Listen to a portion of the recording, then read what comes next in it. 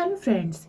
इस वीडियो में मैं आपको बताऊंगी कि जितने भी आपराधिक मामले होते हैं उनकी सुनवाई कहाँ होती है।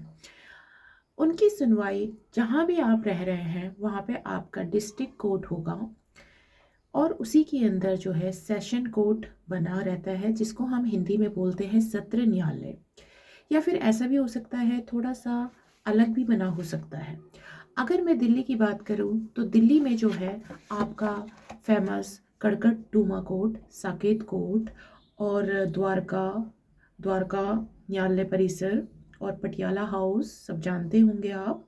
30 हजारी बहुत फेमस है करोल बाग के पास, और राउस एवेन्यू न्यायालय। तो ये सब जो है सेशन, अगर आप सत्र न्यायालय में कोई आपराधिक मामला दर्ज करवाने वाले हैं तो आप यहाँ जा सकते हैं। जहाँ आप रह रहे हैं उसके डिस्ट्रिक्ट कोर्ट में आप जा सकते हैं। अच्छा, इसके अलावा जो मैंने आपको थंबनेल में बताया है, कुछ विशेष टाइप की अदालतें होती हैं। विशेष टाइप की, उसमें क्या क्या आता है, उसमें भी कुछ प्रकार के जो है कोर्ट आते हैं। जैसे कि बच्चे होते हैं, किशोर कहते हैं, किशोर 18 साल से जो नीचे बच्चे होते हैं, मतलब 18 वर्ष उनकी आयु पूरी नहीं होती है, अगर वो कोई अपराध करते हैं तो उसके लिए कोई अलग कोर्ट बना हुआ है। उसमें आप किशोर न्याय बोर्ड में आपको जाना होगा। ठीक है। तो इसके लिए आपने जुनवाइल आपने पढ़ा होगा। अगर आप एलएलबी के स्टूडेंट हैं तो आप जुवेनाइल जब आप पढ़ेंगे जस्टिस बोर्ड, उसमें सारी जो किशोर अवस्था होती है 18 वर्ष से नीचे, उसके बारे में सब कुछ बताया गया है। क्योंकि उनके लिए वो बच्चे होते हैं 18 वर्ष से कम होते हैं, अगर उनके द्वारा कोई अपराध किया जाता है तो आप जो है विद प्रूफ आप यहाँ पे जा सकते हैं, या फिर अपने एडवोकेट के थ्रू आप वहाँ पे मामला दर्ज करवा सकते हैं। और अगर कोई गंभीर बात है तो आप एफआईआर करवा सकते हैं पुलिस स्टेशन में जाके, और नहीं तो आप डायरेक्ट भी जा सकते हैं। इसके अलावा लोक अदालतें भी होती हैं जो आजकल बहुत ही प्रचलन में है। लोक अदालत वो होती है, जैसे कि अगर कोई केस चल रहा है, सेशन कोर्ट में चल रहा है, सत्र न्यायालय में, तो उसमें क्या होता है कि अगर जो मजिस्ट्रेट है, मजिस्ट्रेट अगर चाहे, काफ़ी टाइम से अगर वो लंबित है मामला, काफ़ी टाइम से वो उस पर सुनवाई नहीं हुई है और काफ़ी टाइम से वो ऐसे ही खिंचता हुआ चला आ रहा है मामला, तो उसे लोक अदालत में रेफ़र कर लिया जाता है। ये डिपेंड करता है मजिस्ट्रेट पे, और उनके ऊपर भी डिपेंड करता है जो विक्टिम है। जो विक्टिम है वो भी जो है इसके लिए कर सकते हैं आवेदन। तो लोक अदालत जो क्या होती है उसमें बहुत जल्दी निपटारा किया जाता है, क्योंकि कोर्टों में बहुत ही लंबी लंबी लाइंस लगी रहती हैं, काफ़ी टाइम तक जो है रिजल्ट्स नहीं आते हैं। तो उसमें क्या है, लोक अदालत का बहुत ही बड़ा योगदान है। लोक अदालत में जो है काफ़ी जल्दी जो है सुनवाई होती है। ठीक है। इसके अलावा कुछ स्थायी अदालतें भी होती हैं, उसके बारे में हम बाद में बात करेंगे। इसके अलावा आपने महिला अदालतें तो सुना ही होगा, जिसमें हमें वुमेन सेल्स कहते हैं। अगर कोई मामला होता है लेडीज़ के, लेडीज़ से रिलेटेड कोई मामला होता है तो उसको महिला अदालत होती है, उसमें उसको जो है उस वहाँ पे उसकी सुनवाई होती है। इसको आप इंग्लिश में जो है वुमेन सेल भी कहते हैं।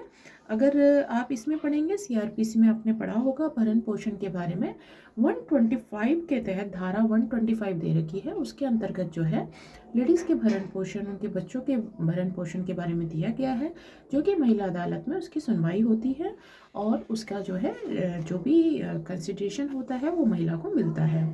इसके अलावा पारिवारिक न्यायालय भी होते हैं, जो डोमेस्टिक वायलेंस केसेस होते हैं, मतलब पारिवारिक जितने भी झगड़े होते हैं उनके लिए पारिवारिक, यानी सीपीसी में आप पढ़ेंगे, सिविल प्रोसीजर कोड में, उसमें जो व्यवहारिक, आप हिंदी में कह सकते हैं व्यवहारिक जो आपकी बुक है उसमें आप पढ़ेंगे, तो उसमें आपको पता चलेगा कि जो पारिवारिक झगड़े होते हैं उसके लिए भी एक अलग से पारिवारिक न्यायालय बनाया जाता है। ये कहाँ होगा, ये आपकी डिस्ट्रिक्ट कोर्ट में ही सारे कोर्ट्स की बिल्डिंग या परिसर, थोड़ा सा डिपार्टमेंट अलग अलग बनाया रहता है, तो उसमें आप पता कर सकते हैं। ठीक है। और इसके अलावा देखिए और कुछ नहीं होता है। मैंने आपको पारिवारिक न्यायालय के बारे में बताया, आपको महिला वुमेन सेल के बारे में बताया, और आपको मैंने बताया लोक अदालत के बारे में, और आपको जुवेनाइल जस्टिस बोर्ड के बारे में, जो कि आजकल बच्चे जो है काफ़ी ज़्यादा जो है संगीन अपराधों में भी शामिल हो जाते हैं, क्योंकि कुछ बच्चे जो है जिनको नशे की लत पड़ जाती है, वो जो है नशे के लिए किसी भी हद तक पहुंच जाते हैं, और वो चोरी करना उनका पेशा बन जाता है।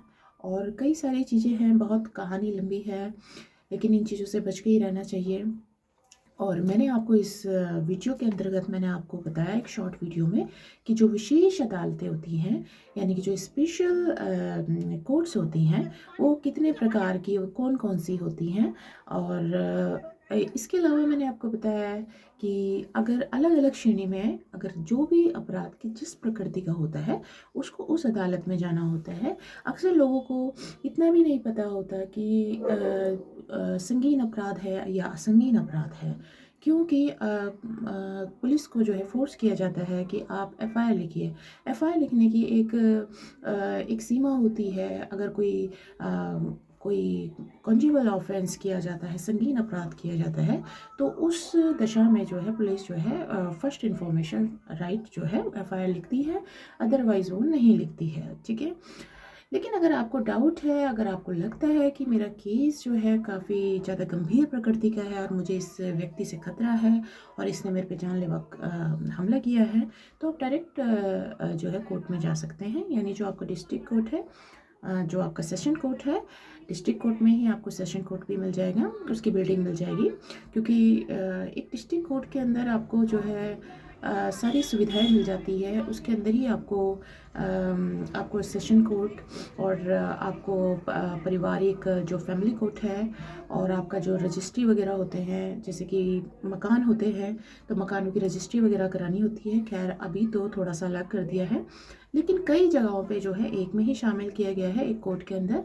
और कई जगहों पे जो है इसके लिए अलग अलग जगह बना दी गई है। तो ये आपके डिस्ट्रिक्ट पे डिपेंड करता है, क्योंकि एक जगह जैसा नहीं होता है हर जगह।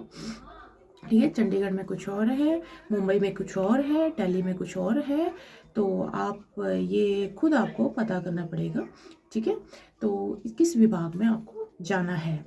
तो यहाँ पे मैंने आपको कुछ चीज़ें क्लियर कर चुकी हूँ मैं आपको विशेष अदालतों के बारे में, जिसका लोगों को अक्सर ज्ञान नहीं होता। और दोस्तों मैं यहाँ पे ये कहना चाहूँगी कि इस चैनल को आप ज़्यादा से ज़्यादा सब्सक्राइब कीजिए, ताकि आपका नॉलेज बढ़े। आप खुद एक आम नागरिक होते हुए आपका कानून की तरफ रुख, मतलब आपका जो नॉलेज है, ज्ञान है, वो बढ़े। ठीक है, और हर आम व्यक्ति को ये सारी बातें जो है पता होनी चाहिए। ठीक है, क्योंकि कभी ना कभी किसी झगड़े में आप गलत नहीं है, लेकिन आपके सामने वाला दूसरा कोई गलत है और कोई गलत काम कर देता है, तो उसमें आपको जो है ज्ञान होना ज़रूरी है, ताकि आप कोई कदम उठा सकें और आपकी जो सुनवाई है वो ऑनरेबल जितने जो जजेस हैं आपके केस के मुताबिक जो है वो आपको जो है आपका हक, आपको आपका राइट मिल सके। तो इसी के साथ मैं वीडियो समाप्त करती हूँ, और आप इस चैनल को ज़्यादा से ज़्यादा सब्सक्राइब कीजिए। Thank you so much, bye bye.